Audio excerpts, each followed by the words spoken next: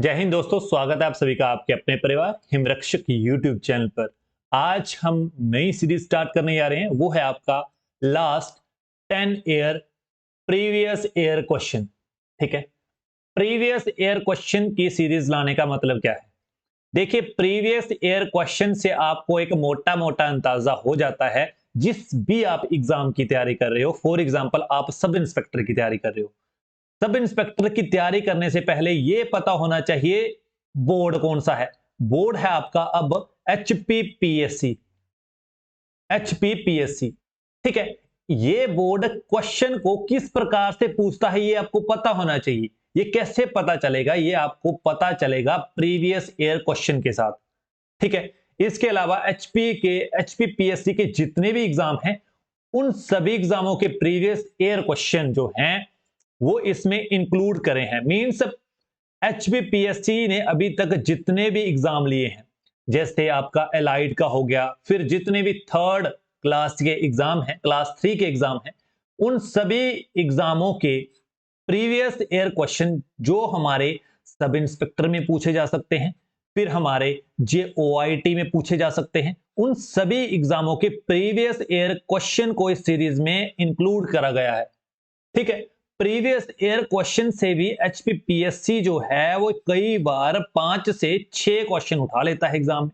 यदि 5-6 से एग्जाम में क्वेश्चन जो है वो इस सीरीज से आएंगे तो आपको और क्या चाहिए। ठीक है, इसके अलावा जितने भी हमारे पुलिस के प्रीवियस ईयर क्वेश्चन हैं, वन रक्षक के, फिर आपके पटवारी के, इन सभी के प्रीवियस ईयर क्वेश्चन इन पूरी की पूरी सीरीज में इंक्लूड करे गए हैं। हम पहले स्टार्ट करेंगे जीके से और खत्म करेंगे रीजनिंग और मैथ से। ठीक है, जीके के क्वेश्चन आएंगे, फिर साइंस के आएंगे, फिर आपके इंग्लिश के आएंगे, फिर हिंदी के आएंगे, फिर रीजनिंग के, फिर मैथमेटिक्स के, क्योंकि इनका वेटेज एचपीपीएससी में सबसे कम है। फिलहाल हमारा फोकस जो है वो मेन एचपीपीएससी है, सब इंस्पेक्टर है, जेओआईटी है, जितने भी वो पेपर लेगा। समझ में आई? ठीक है, इसके अलावा पुलिस कांस्टेबल के भी इसमें क्वेश्चन पूरे के पूरे इंक्लूड करे गए हैं। फॉरेस्ट गार्ड के, जेओआईटी के पूरे जीके क्वेश्चन की बात करूं तो जीके के हमारे पास क्वेश्चन कितने हो जाएंगे? एंड ऑफ द सीरीज हमारे पास जीके के जो हैं वो 3000 प्लस क्वेश्चन बन जाएंगे, वो भी प्रीवियस ईयर, जिसके 60 to 70% चांसेस होते हैं कि ये दोबारा रिपीट हो जाएं। ठीक है, समझ गए? जैसे फॉर एग्जांपल एचएएस का क्वेश्चन जो है वो 2009 में बहुत ही लो लेवल का एक क्वेश्चन पूछा गया। फॉर एग्जांपल किसी नदी का नाम या किसी भी अन्य नेशनल पार्क का नाम। तो इस क्वेश्चन का मोस्ट प्रोबेबली चांसेस होते हैं कि ये क्वेश्चन जो है वो अन्य पेपर में भी अब रिसेंट जो होने वाले हैं उनमें पूछा जा सके। समझ गए? तो ही हमने ये सीरीज जो है वो स्टार्ट करी है।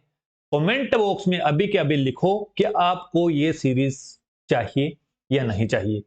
यदि चाहिए है तो यस आई वांट ये लिखकर कमेंट बॉक्स में अभी के अभी पोस्ट करें। तो ही हमारी टीम जो है वो आपके लिए अलग अलग क्वेश्चन 3000 प्लस लेकर आएगी प्रीवियस ईयर के। ठीक है, आपने क्यों करनी है इतनी मेहनत? एचपीपीएससी बोर्ड है, अब हो सकता है कि इसमें अब आपकी नेगेटिव मार्किंग भी हो, बिकॉज अब तक एचपीएसएससी कोई भी ऐसा पेपर नहीं लेता है जो जिसमें नेगेटिव मार्किंग नहीं होती है। तो नेगेटिव मार्किंग है तो आपको पता होना चाहिए प्रीवियस ईयर में किस प्रकार से ये क्वेश्चन पूछता है। समझ गए? हो गए डाउट क्लियर? चलें इस वीडियो के क्वेश्चन की ओर। इस वीडियो में भी आपने मॉक टेस्ट पेपर के जैसे लगाना है। इस वीडियो में है total 25 question. End of the video आपको बताना है कि आपके मार्क्स कितने आते हैं। समझ गए? ये ना सोचियो कि कांस्टेबल के लिए ये वीडियो इंपॉर्टेंट नहीं है, वन रक्षक के लिए इंपॉर्टेंट नहीं है। सबसे ऊपर इन्हीं का नाम है। ठीक है, बाद में लिखा है मैंने एचपीपीएससी का नाम। समझ गए? एचपीपीएससी के जितने भी पेपर हैं उन सभी एग्जामों के लिए वीडियो काफी इंपॉर्टेंट है। तो वीडियो को ज्यादा से ज्यादा बच्चों में शेयर करें यदि आपको ये पसंद आएगी तो ही। ठीक है, इसको हम फुल एक्सप्लेनेशन के साथ क्वेश्चनों को हम एक्सप्लेन करेंगे। जैसे ही आपके सामने क्वेश्चन पुट होगा तो आप इसे मॉक टेस्ट पेपर के जैसा ही लगाएं। पहला क्वेश्चन देखिए क्या है, 76 क्वेश्चन है आपका, 76 क्वेश्चन है, पढ़िए। What is the outer most layer of the teeth. ठीक है, दांतों के सबसे बाहरी परत को क्या कहते हैं, दांतों के सबसे बाहरी परत को क्या कहते हैं। तो इस क्वेश्चन का सही जवाब है A is the correct answer, इसे एनामल कहा जाता है। ठीक है, अब बात आएगी यदि एग्जाम में यह पूछ लिया जाए कि सेंटर लेयर ऑफ टीथ क्या कहलाएगी, वो कहलाती है आपकी पल्प। ठीक है, यही आपको याद रखना है, ये सबसे सॉफ्टेस्ट लेयर होती है दांत की। समझ गए इतना सा फैक्ट। अब और बात याद रखो, अब बात आती है एनेमल कहां होता है, अब बात आती है एनेमल कहां होता है। फिर दूसरा ऑप्शन है आपका डेंटिन, ई आएगा इसमें, थोड़ा सा करेक्शन कर लो आप। फिर आएगा सी है आपका सीमेट, सीमेट नहीं आएगा, सिम्टम, सिमेटम। ठीक है, अब पूरा का पूरा डायग्राम देख लो आप, आपका कोई भी दांत जो है वो इस प्रकार से होता है, मानते हो या नहीं, इस प्रकार से होता है आपका दांत।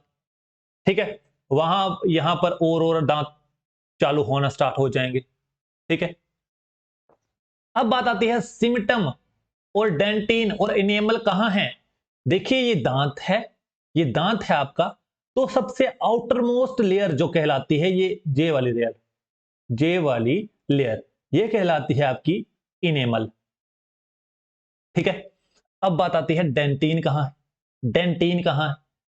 आउटर मोस्ट के बाद जो लेयर आ रही है ये वाली लेयर, आउटर मोस्ट के बाद जो लेयर आ रही है वो कहलाती है आपकी डेंटिन। समझ गए, वो कहलाती है आपकी डेंटिन। अब बात आती है सिमेटम कहां है।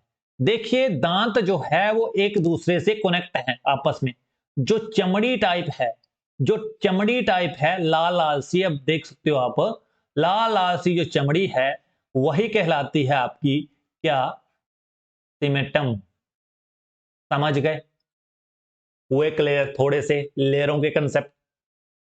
चलो नेक्स्ट क्वेश्चन की ओर चलो। नेक्स्ट क्वेश्चन है आपका 77th, मींस इस वीडियो का चल रहा है आपका दूसरा क्वेश्चन। पढ़िए, हिंदी में पढ़ना है तो हिंदी में पढ़िए, इंग्लिश में पढ़ना है तो इंग्लिश में पढ़िए।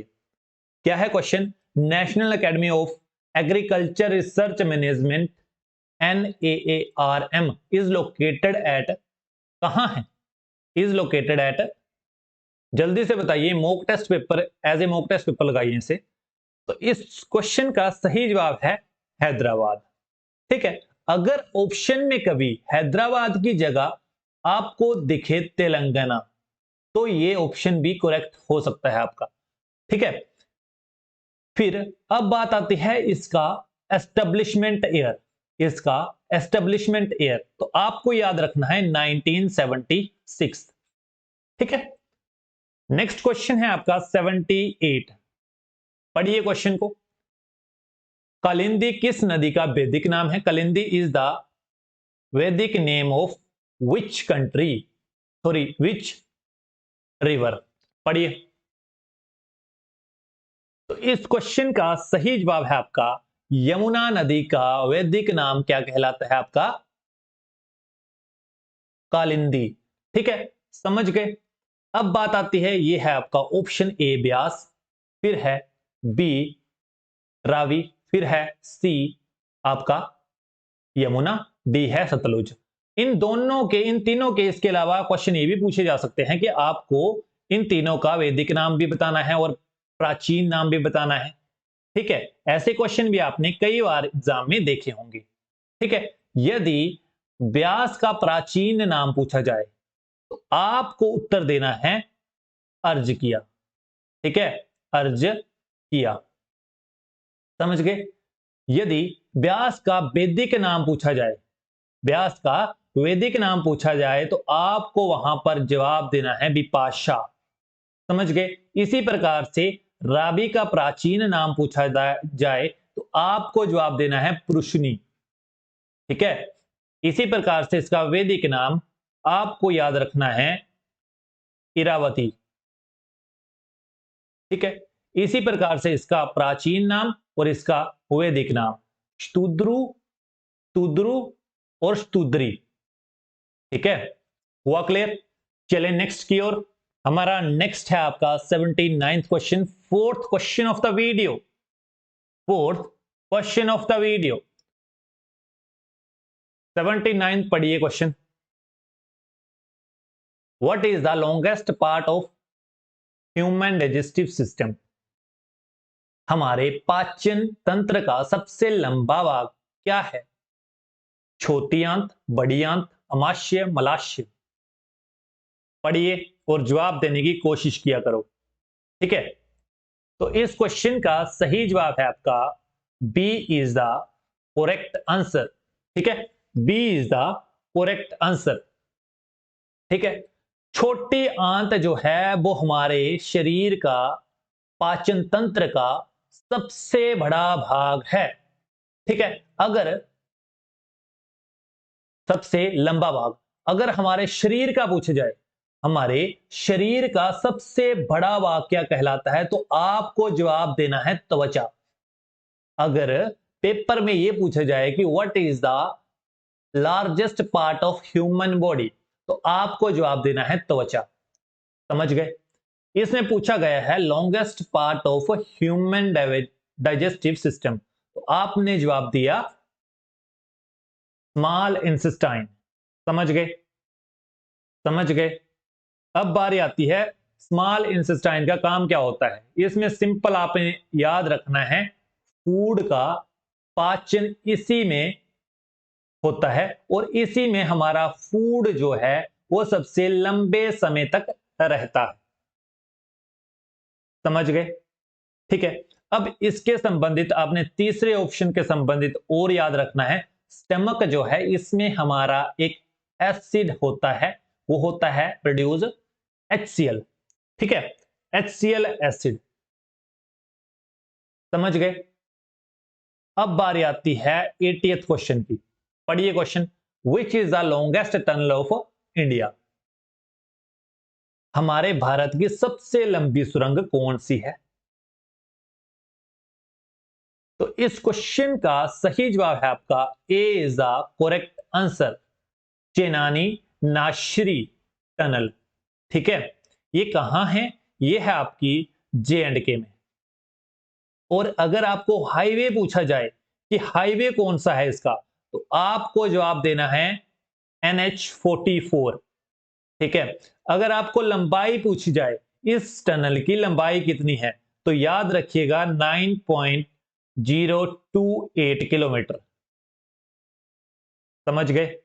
हुआ क्लियर? ठीक है, अब जवाहर टनल कहां है?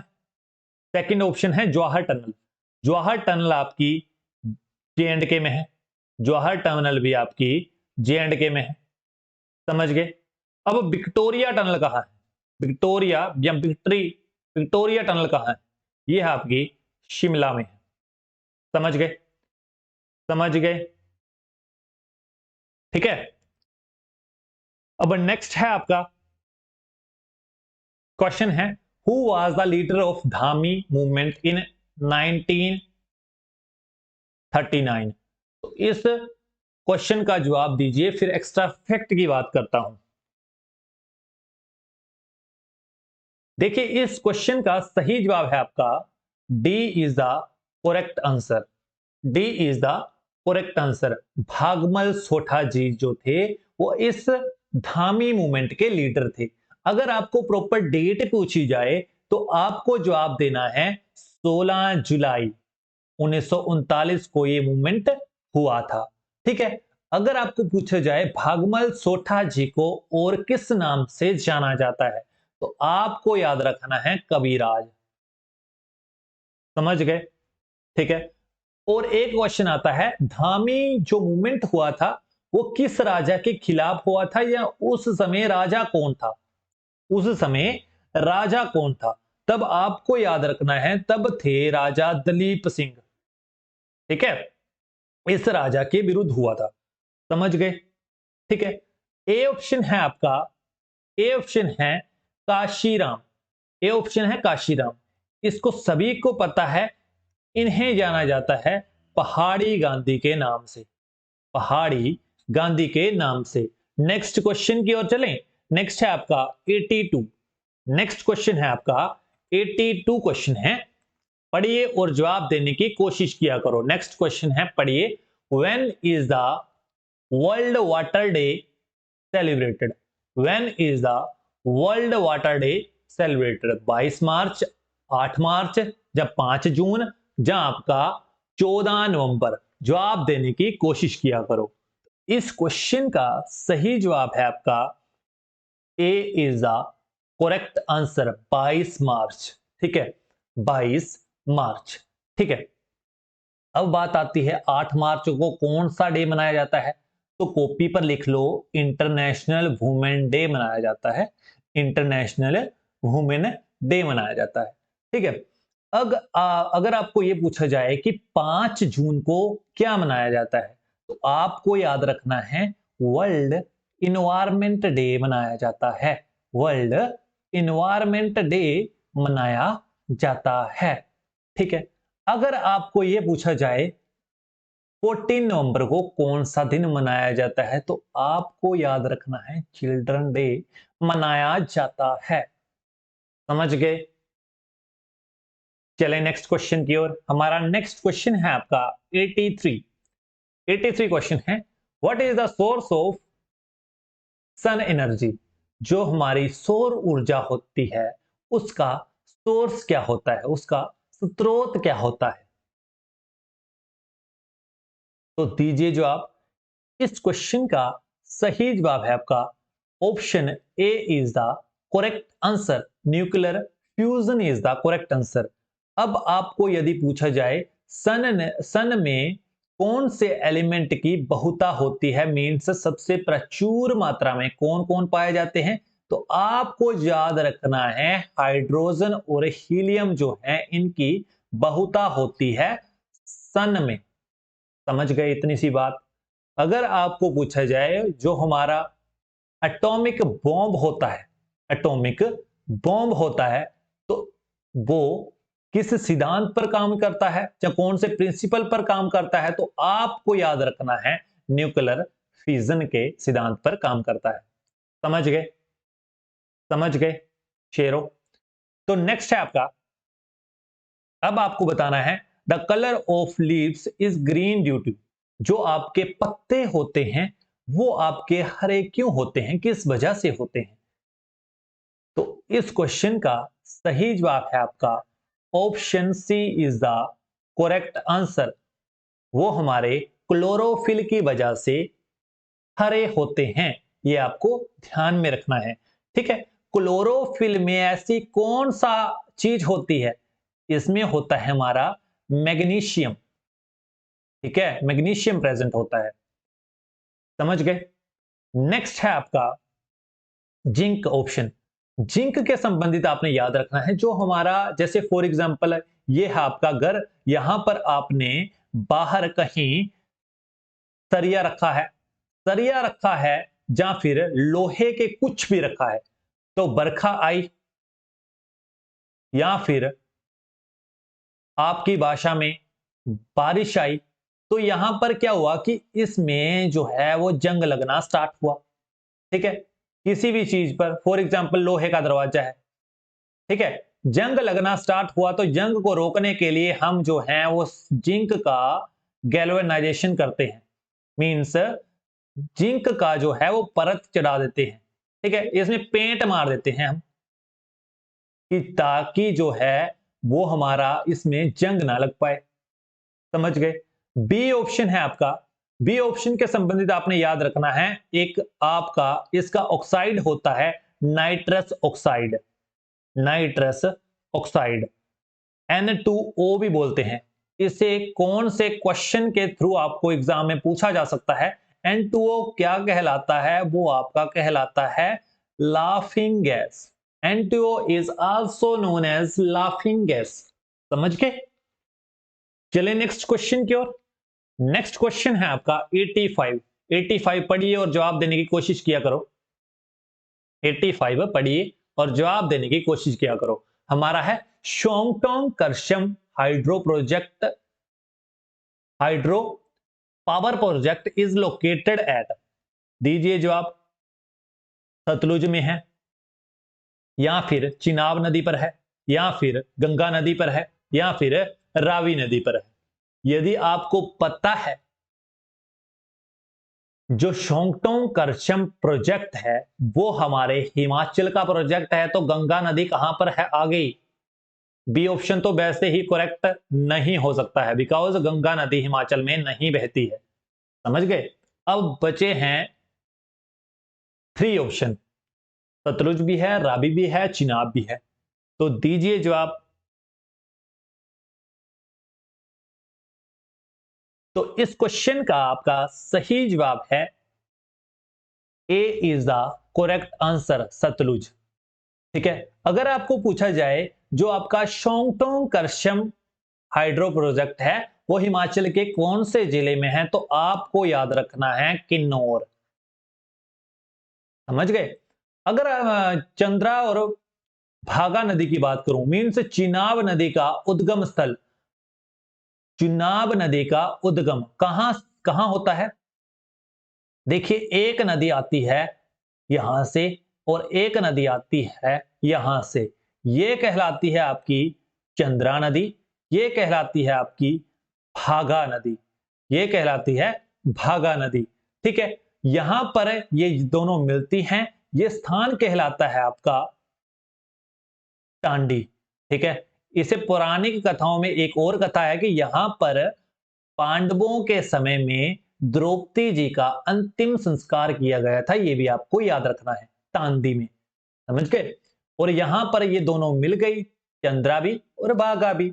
और यहां से जो नदी निकलती है वो कहलाती है आपकी चिनाब नदी। वो कहलाती है आपकी चिनाब नदी। समझ गए? वो कहलाती है आपकी चिनाब नदी। अब ये हिमाचल प्रदेश के चंबा जिले के संसारी नाला से होकर संसारी नाला से होकर J&K में प्रवेश करती है। यह भी आपको याद रखना है। समझ गए? इतनी सी बात। चले नेक्स्ट क्वेश्चन की ओर। ज्यादा होगी एक्सप्लेनेशन। नेक्स्ट क्वेश्चन है आपका, what is the dry ice? What is the dry ice? तो इस क्वेश्चन को आपने सिंपल सा याद रखना है। सी इज द करेक्ट आंसर। जो आपकी सॉलिड CO2 है, सॉलिड कार्बन डाइऑक्साइड है, इसे ही हम जो है वो ड्राई आइस बोलते हैं। समझ गए? नेक्स्ट क्वेश्चन है 87th। पढ़िए। Which planet is the hottest planet of the solar system? हमारे सोलर सिस्टम का सबसे गर्म ग्रह कौन सा है? ये जवाब देना है आपको। तो इस क्वेश्चन का सही जवाब है आपका शुक्र ग्रह या वीनस ग्रह। ठीक है। अगर सबसे बड़े ग्रह की बात करूं, अगर सबसे बड़े ग्रह की बात करूं तो हमारा आएगा यूपिटर। अगर हम सबसे छोटे ग्रह की बात करें तो ये आएगा हमारा मरकरी। ये पूछा है हॉटेस्ट। यदि आपका पूछ लिया जाए कोल्डेस्ट तो जवाब देना है नेपच्यून। समझ गए? वो बात क्लियर? इतने से क्वेश्चन आपको एग्जाम में पूछे जा सकते हैं, ये आपको अच्छे से पता होना चाहिए। नेक्स्ट है आपका 88th क्वेश्चन। कौन सा है? 88th question. पढ़िए और जवाब देने की कोशिश करें। पढ़िए और जवाब देने की कोशिश क्या करो। The main cause of earthquake. इसे सिंपल सा आपने याद रखना है टेक्टोनिक फोर्सेस। आप मान के चलिए ये है आपकी प्लेट्स। टेक्टोनिक प्लेट्स के कारण ही भूकंप आता है। ठीक है। ये आपका अर्थ सरफेस आ गया, अर्थ सरफेस आ गया। ठीक है। अर्थ सरफेस आ गया। यहां से नीचे आप जाओगे तो यहां पर आपकी प्लेट्स होंगी। ठीक है। जब ये प्लेट्स मैग्मा के कारण, यहां पर आपको सभी को पता है यहां पर हमारा मैग्मा होता है। आने वाले जियोग्राफी के लेक्चर्स में आपको समझाऊंगा कि मैग्मा क्या होता है, या फिर ये नीचे वाला जो होता है द्रव ये क्या कहलाता है। ठीक है। ये मैग्मा होता है। जब ये प्रेशर बढ़ जाता है तब कई बार जो है वो टेक्टोनिक प्लेट्स जो हैं वो या टूट जाती हैं या फिर हिलने लग पड़ती हैं। या फिर आपस में टकराती हैं या फिर बिछड़ने लग पड़ती हैं। यदि ये बिछड़ने लगेंगी या टकराएंगी तो यहां पर कुछ ना कुछ तो होगा। यहां पर फॉर एग्जांपल आपका घर है, ये तो हिलेगा ही, नीचे से पूरी धरती हिल रही है, नीचे नीचे से प्रेशर आ रहा है मैग्मे का। मैग्मा क्यों प्रेशर डाल रहा है यहां पर? हमारी धरती पर बहुत सा जो है वो टेम्परेचर होता है, इतना टेम्परेचर होता है कि ये किसी भी पत्थर को एक सेकंड में गला देता है। तो ये जो मैग्मा होता है ये पृथ्वी के बाहर निकलने को दौड़ता है। जब ये बाहर निकलेगा तो ये प्लेट्स होती हैं, जो टेक्टोनिक प्लेट्स होते हैं, इन्हें तोड़ देता है या इन्हें इधर उधर कर देता है। तो इधर उधर करने की प्रोसेस जो है ऊपर धरती पर भूकंप का कारण बनती है। समझ गए? इसमें ही आप कॉज में समझेंगे, भूकंप का कारण जो है इसे बोलते हैं आई। फिर आपकी एस वेव, पी वेव, वही आपका कारण होती है भूकंप की। समझ गए? ठीक है, समझ गए? अब बारी आती है 89th क्वेश्चन की। 89th क्वेश्चन में पढ़िए, brain of computer. Brain of computer या कंप्यूटर का दिमाग किसे कहा जाता है? तो इसमें सिंपल सा आपने याद रखना है, इसमें सिंपल सा आपने याद रखना है, सी इज द करेक्ट आंसर। इसे यदि फुल फॉर्म की बात करूं तो आपको याद रखनी है फुल फॉर्म। कहां लिखूं? यहां लिख दें, सेंट्रल प्रोसेसिंग यूनिट। ठीक है, सेंट्रल प्रोसेसिंग यूनिट। ठीक है, अगर हम रैम की फुल फॉर्म देखें, रैम की है आपकी random access memory. Random access memory. ठीक है, अगर हम रोम की देखें, रोम की है आपकी रीड ओनली मेमोरी। समझ गए? हुई बात क्लियर? नेक्स्ट है आपका क्वेश्चन, प्राचीन ग्रंथों में, प्राचीन प्राचीन ग्रंथों में जो हमारा शिवालिक पर्वत है उसे किस नाम से जाना जाता है? शिवालिक पर्वत को किस नाम से जाना जाता है? तो इस क्वेश्चन का सही जवाब है आपका, इस क्वेश्चन का सही जवाब है A is the correct answer. मेनांक पर्वत के नाम से जाना जाता है। अगर आपको पूछ लिया जाए जो शिवालिक वर्ड है, जैसे है ना ये शिवालिक वर्ड, शिवालिक वर्ड, इसका मेनली अर्थ होता है शिवा प्लस लिक। शिवा प्लस लिक बना शिवालिक। शिवा मीन्स हमारे शिव जी, शिव जी की जटाएं भी इसका अर्थ होता है। ठीक है, शिव जी की जटाएं जो है वो इसका अर्थ होती हैं। समझ गए? शिवालिक का अर्थ, शिवालिक को हम शिव जी की जटाएं भी बोलते हैं। समझ गए? हुई क्लियर? अब नेक्स्ट क्वेश्चन है आपका 91। 91 क्वेश्चन है, पढ़िए और जवाब देने की कोशिश करें। Name the creature which is not a word but can fly. ऐसा कौन सा जीव है जो पक्षी नहीं है फिर भी उड़ता है? ऐसा कौन सा जीव है जो पक्षी नहीं है फिर भी उड़ता है? कठफोड़ा, उल्लू, शुतुरमुर्ग या चमगादड़? तो इस क्वेश्चन का आपका सही जवाब है D is the correct answer. ये एक पक्षी नहीं है फिर भी उड़ता है, चमगादड़। समझ गए? चलें नेक्स्ट क्वेश्चन की ओर। चलें, आपका नेक्स्ट क्वेश्चन है,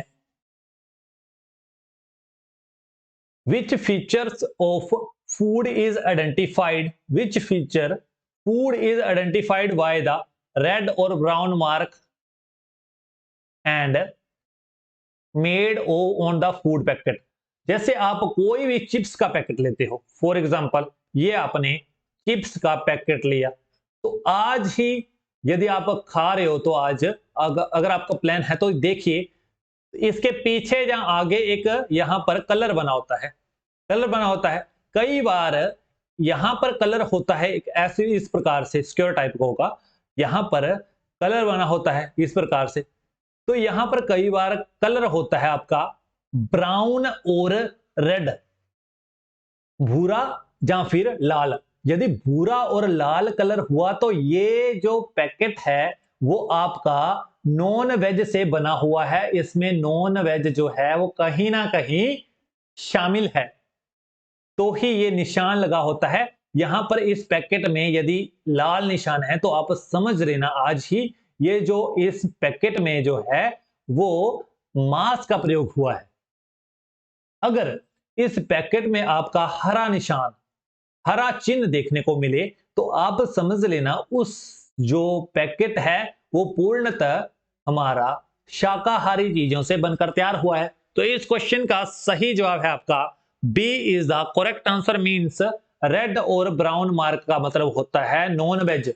अगर हरा हो, अगर एग्जाम में हरा पूछ लिया जाए तो इसका मतलब होता है आपका वेज। समझ गए। नेक्स्ट है आपका कुफरी जीवन और Kufri Jyoti are two famous varieties of.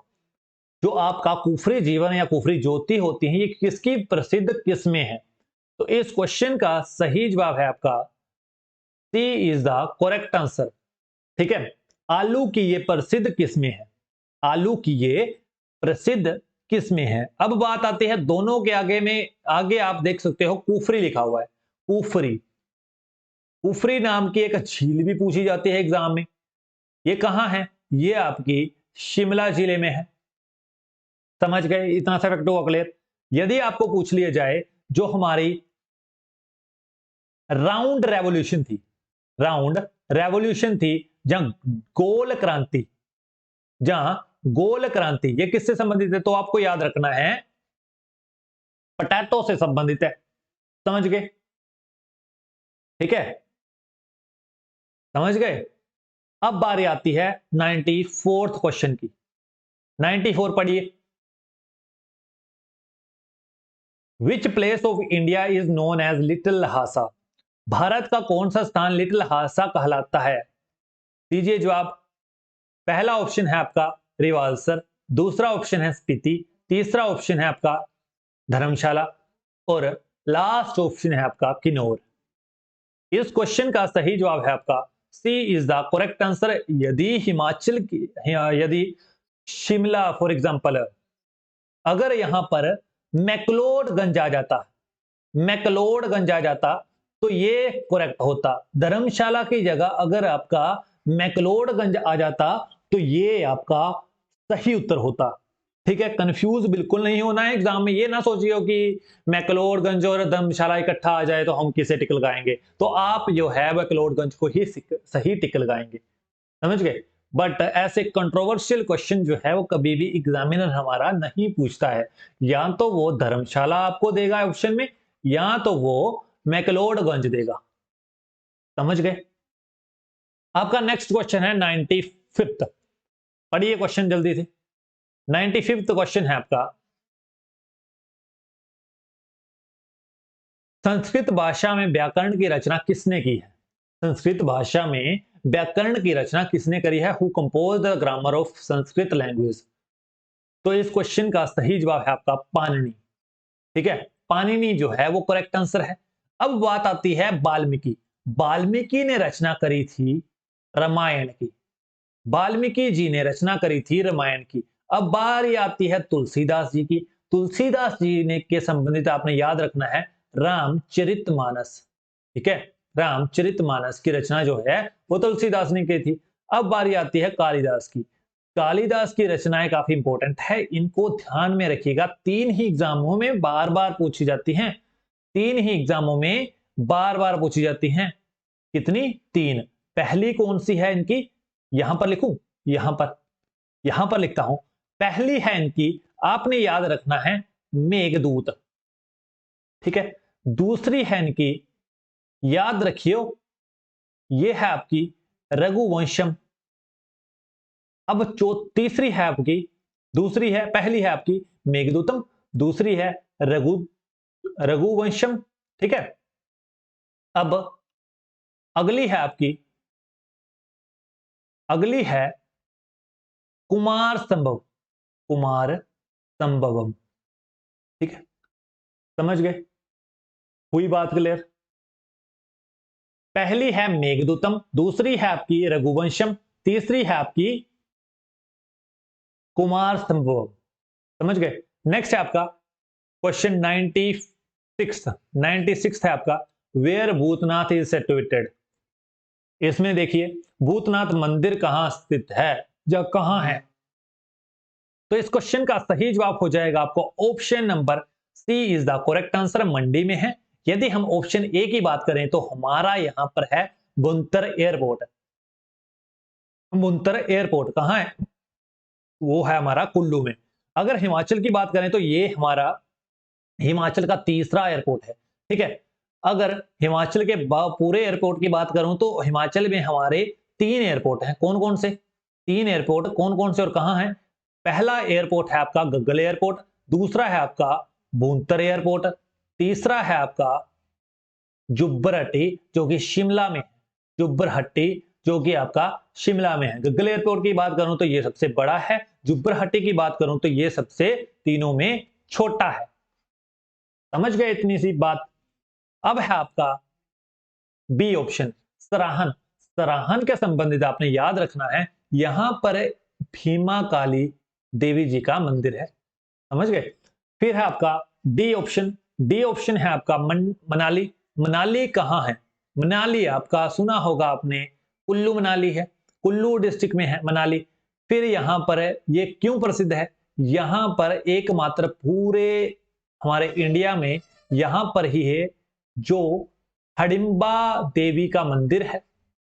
वो सिर्फ और सिर्फ पूरे इंडिया में सिर्फ और सिर्फ मनाली में है। एकमात्र मंदिर हडिम्बा देवी का मंदिर जो है वो मनाली में है।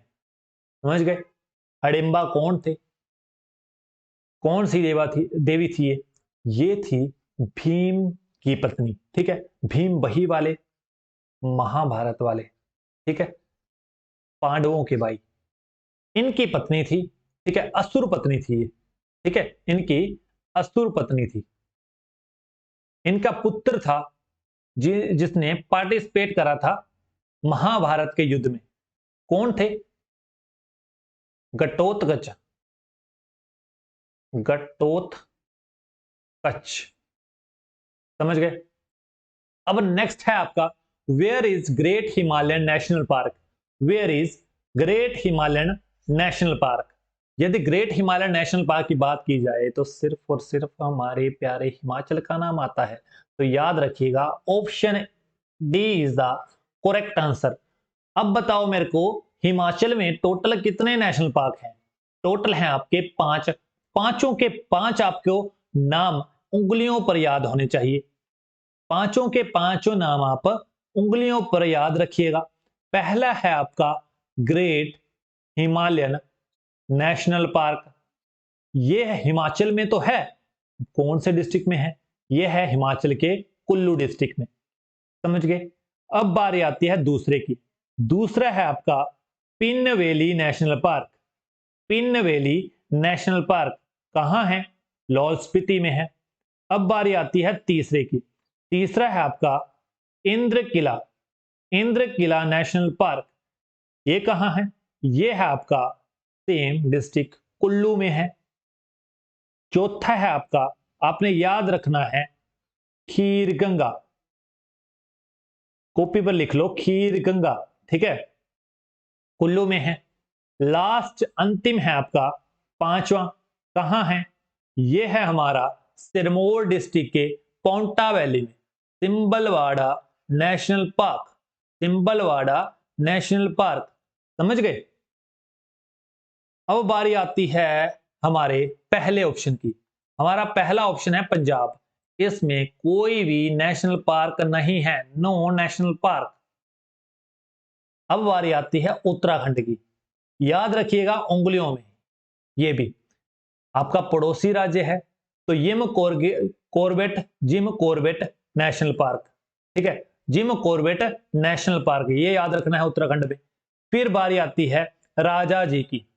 राजा जी नेशनल पार्क, ठीक है। इसके अलावा आपने याद रखना है valley of flower. Valley of flower ये भी नेशनल पार्क इसमें है। इसके अलावा आपने याद रखना है नंदा देवी। Nanda Devi national park. इसके अलावा आपने याद रखना है गंगोत्री नेशनल पार्क। इसके अलावा आपने याद रखना है गोविंद पशु विहार नेशनल पार्क। गोविंद पशु विहार नेशनल पार्क। समझ गए।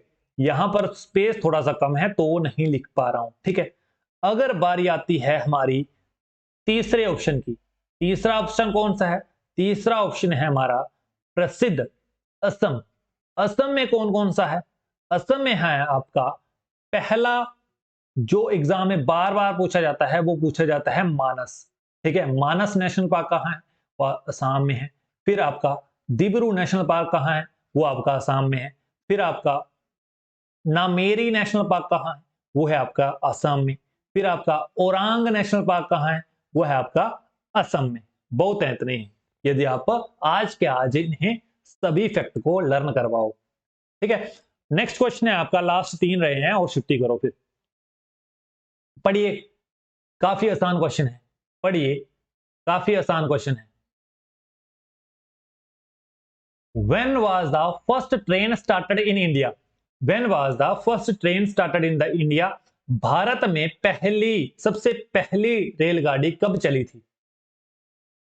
तो इस क्वेश्चन का सही जवाब है 16 अप्रैल 1853 में, ठीक है। अब बारी आती है कहां से कहां चली थी। आप याद रखें, बॉम्बे से थाने के बीच में चली थी। कितने किलोमीटर चली है? तो आपको याद रखना था, चली थी आपकी 34 किलोमीटर। समझ गए इतनी सी बात? समझ गए? हुई बात क्लियर? ठीक है।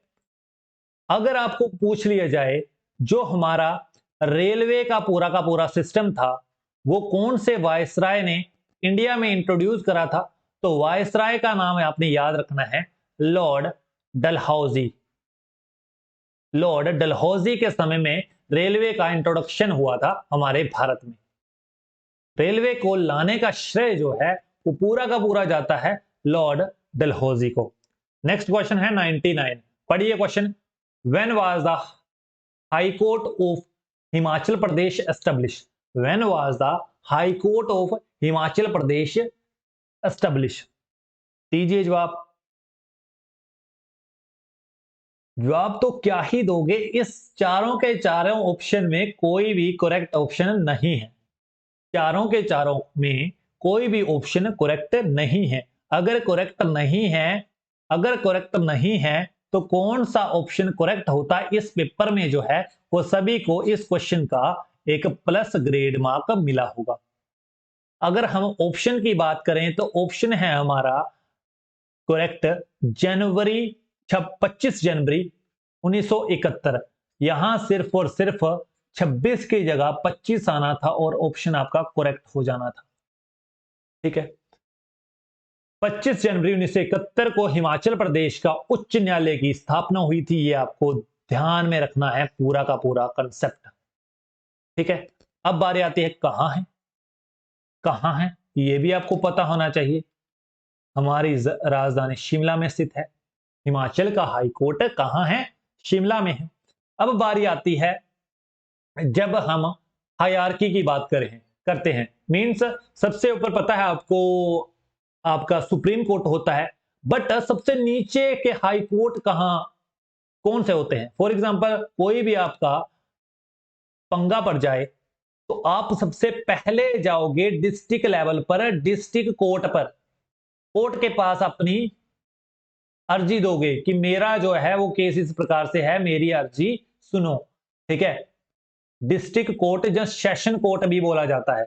अगर यहां भी सुनवाई नहीं हुई, यहां भी आपको न्याय नहीं मिला, तो जाओगे आप हाई कोर्ट में जो कि आपका शिमला में है। तो जाओगे आप हाई कोर्ट में। यदि यहां भी न्याय नहीं मिला तो जाओगे आप दिल्ली में। तो जाओगे आप दिल्ली में, वहां पर है हमारा सबसे सर्वोच्च कोर्ट सुप्रीम कोर्ट। समझ गए? हायरार्की समझ गए आप? अब बारी आती है जो हमारा इंडिया का सबसे पहला कोर्ट कहां बना था। इंडिया का सबसे पहला हाई कोर्ट कहां बना था, तो याद रखिएगा पेपर में पूछा जाता है बार बार। तो ये है आपका कलकत्ता में बना था। कलकत्ता कहां है? वेस्ट बंगाल में है। समझ गए? पहला हाई कोर्ट इन इंडिया पूछा जाए तो कलकत्ता जवाब लिखना है वहां पर। समझ गए? अब बारी आती है नेक्स्ट क्वेश्चन और last question of the video. Last question of the video, 100th question है, या इसे बोल सकते हो 25th question of the video. बताइए इसमें क्वेश्चन का जवाब दीजिए। Which district of Himachal Pradesh has great largest natural lake. जो आपकी हिमाचल प्रदेश की सबसे बड़ी प्राकृतिक झील है वो किस जिले में है? इसका जवाब दो और आप आज के लेक्चर को समाप्त करते हैं। फिर तो इस क्वेश्चन का सही जवाब है आपका, वो कहां है? वो है हमारी सिरमौर में। अब बात आती है, नाम बताइए। नाम है रेणुका लेक, जो कि हिमाचल की सबसे बड़ी प्राकृतिक झील है। अब बारी आती है प्राकृतिक झील। एक होती है आपकी प्राकृतिक झील और एक होती है आपकी कृत्रिम झील, जहां इसे बोलते हैं हम आर्टिफिशियल झील या फिर मैन मेड झील। आर्टिफिशियल झील या फिर मैन मेड झील। अगर आपको पूछा जाए कि सबसे बड़ी मैन मेड झील, तो आपको जवाब देना है गोविंद सागर झील। गोविंद सागर झील ये कहां है? ये है आपकी बिलासपुर में। समझ गए? ये है आपकी बिलासपुर में। अगर आपको पूछा जाए हिमाचल की सबसे गहरी झील, हिमाचल की सबसे डीपेस्ट झील पूछी जाए, तो जवाब दोगे आप पंडो में है। पंडो में है। अगर आपको पूछा जाए हिमाचल की सबसे ऊंची झील, हाईएस्ट लेक, तो जवाब दोगे आप, ये है आपकी सूरजताल। सूरजताल झील ये कहां है? लाहौल स्पीति में। समझ गए? अब बारी आती है मंडी में। मंडी में ही है आपकी ये पंडो झील, सबसे गहरी झील पंडो में है। मंडी की और झीलें भी एग्जाम में बार बार पूछी जाती हैं, ये भी आपको पता होना चाहिए। जैसे होगी आपकी पराशर झील, ठीक है। पराशर झील के अलावा आपकी ये पंडो झील होगी। पराशर झील, पंडो झील, फिर आपकी आ गई कामरू नाग झील। कामरू नाग झील, फिर आपकी आ गई रिवाल्सर झील, फिर आपकी आ गई रिवाल्सर झील। इसी प्रकार से हमारा लास्ट ऑप्शन है चंबा।